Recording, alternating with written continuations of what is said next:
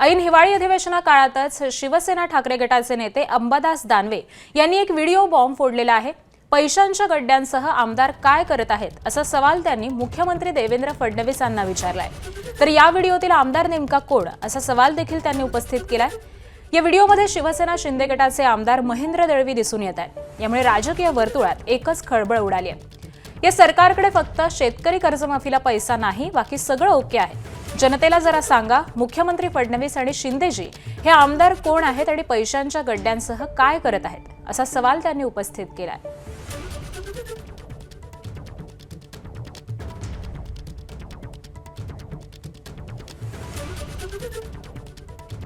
तर अंबादास दानवे नेमकं काय म्हणालेले आहेत आपण पाहूयात।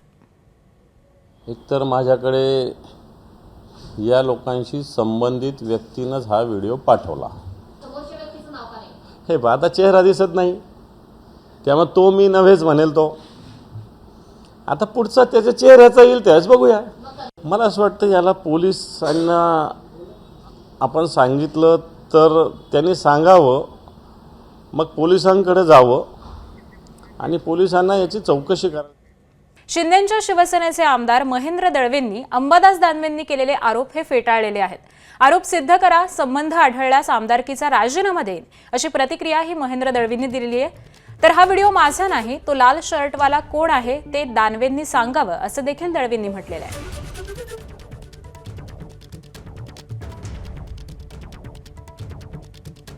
एकंदर रायगडच्या राजकारणामध्ये जे काय चाललंय याविषयी मला असं वाटतं की याचा बोलवता धनी नक्की कोणतरी आहे आणि ते त्यांच्या जवळचे असतील आणि त्याच्यामुळे हा प्रकार त्यांनी घडवला असं माझं व्यक्तिमत निश्चित आहे।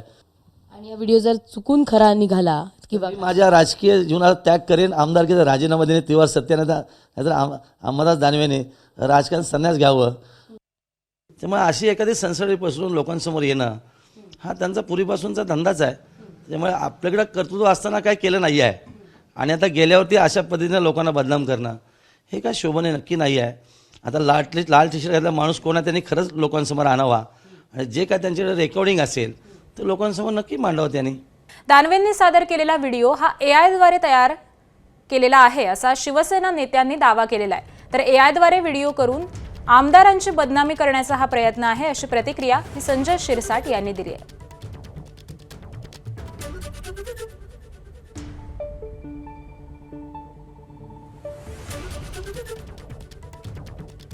दळवी साहेबांचा जो व्हिडिओ आज दाखवण्यात आलेला आहे तो AI करून तो मॉप करून तो केलेला व्हिडिओ आहे। दळवींनी स्वतः त्याच्यावर स्पष्टीकरण दिलेलं आहे। त्यांनी हेही सांगितलं की मी नागपूरमध्ये आहे, ओपन चॅलेंज आहे माझं, त्यांनी यावं, पुरावे दाखवावेत, मी पदाचा राजीनामा देईन। या स्टेजला जेव्हा एखादा आमदार जातो त्या टायमाला त्याचा असलेला कॉन्फिडन्स तर त्याच्याकडे असतो।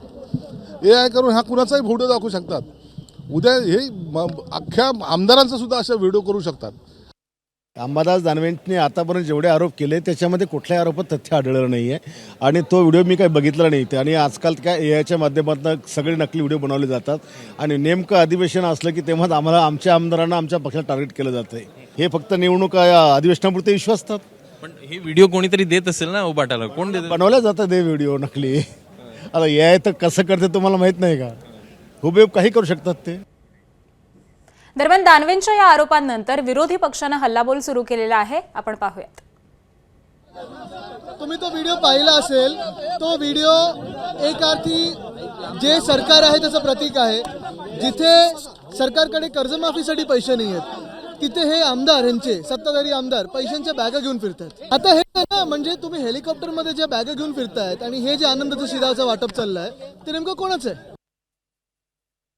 आता ह्यामध्ये काय नवल आहे की हे सगळे आमदार हा धंदा करून बसले आहेत तिजोरी साफ करण्याचा। आणि याचं कनेक्शन खरं आहे की खोक्याशी संबंध आहेच, त्यामुळं खोके कुठेही तुम्हाला दिसेल महाराष्ट्रात आणि राज्यच खोक्यांचं आलेलं आहे।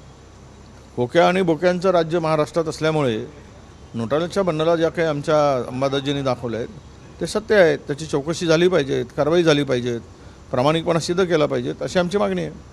एक मंत्री कॉटवर हातामध्ये शिगाड घेऊन बसलेत, टॉवेलवर आहेत, बाजूला बॅगा उघड्या पडल्यात त्याही आपण बघितल्या। काही मंत्री हेलिकॉप्टरमधून पैशाच्या बॅगा ढकलत नेत आहेत, पण कपड्याच्या बॅगा होत्या असं सांगितलं, तेही आपण बघितलं. आणि आता सत्ताधारी पक्षातलेच एक आमदार त्या ठिकाणी व्हिडिओ गेममध्ये पैशाचे बॅगाच्या बॅगा आणि नोटाच्या नोटा तिथे ठेवून ते खेळताना दिसत आहेत. याचा अर्थ की महाराष्ट्रामध्ये 2 नंबरचा पैसा किती आलाय सत्ताधारी पक्षांच्याकडे. तर दरम्यान यावर शिंदेंच्या शिवसेनेच्या नेत्यांनी देखील प्रतिक्रिया दिलेली आहे, तीही पाहूयात. जो व्हिडिओ त्याने व्हायरल केलेला आहे त्यामध्ये चेहरा मोहरा काही दिसत नाही आहे. महेंद्र शेठने आमच्या चॅलेंज केलेले आहे, जर मला खरं करून दाखवलं तर बोलला मी आमदारकीचा राजीनामा देईल. एवढ्या टोकाला माणूस कधी येतो ज्यावेळेला काहीतरी खरं असतं त्यावेळेला. त्याचं खरं होतं महेंद्र शेठचं म्हणून तो बोलला. काय त्याला प्रसिद्धी माध्यम आता थोडंसं ते कमी पडायला लागला. विरोधी पक्षनेतेपद गेलं, आमदारकी गेली आणि त्याच्यामुळे मग आता कुठंतरी चर्चेत यावं. कारण पूर्वी जे काही केलेल्या करामती आहेत ते त्यांना असं वाटतं आहे की आपण अजून त्याच तोऱ्यामध्ये आहोत, तर तसं नाही आहे. त्याला चॅलेंज दिलेलं त्यांनी स्वीकारावं का रायगडचं चॅलेंज संभाजीनगरवाल्यांनी स्वीकारावं. असला कॅश बॉम्ब कोणीतरी लाल टी शर्टवाला कोणीतरी नोटा मोजतोय असं दाखवलेलं आहे. कदाचित त्यांचाच कोणीतरी पदाधिकारी असण्याची शक्यता नाकारता येत नाही. पोलिसांच्या चौकशीनंतर ते निष्पन्न होईल. परंतु उगाच आमच्या महेंद्र दळवींवर आरोप करायचे, म्हणजे महेंद्र दळवीचा आणि त्या व्हिडिओचा काही कुठे संबंधही दिसत नाही. आधी कुठला तरी लाल टी शर्टवाला व्यक्ती आहे तो नोटा मोजतोय हे दिसतंय आणि त्यानंतर डायरेक्ट महेंद्र दळवीचा त्या ठिकाणी फोटो दाखवत आहेत. हे असले धंदे त्यांनी बंद करायला पाहिजे. नाही, आता पैसे कोणाचे काय हा त्यांचा पुढचा विषय आहे, पण कोणत्याही गोष्टीला मागच्या काळात अशाच पद्धतीने बदनाम करण्याचा प्रयत्न केला गेला होता. म्हणजे पैसे सापडले, पैसे दिसले की कसले काय ह्या बाबतीमधले तर्कवितर्क काढले जातात, पण काही वेळानंतर लक्षात येईल की हे पैसे कसे होते. एबीपी माझा, उघडा डोळे बघा नीट.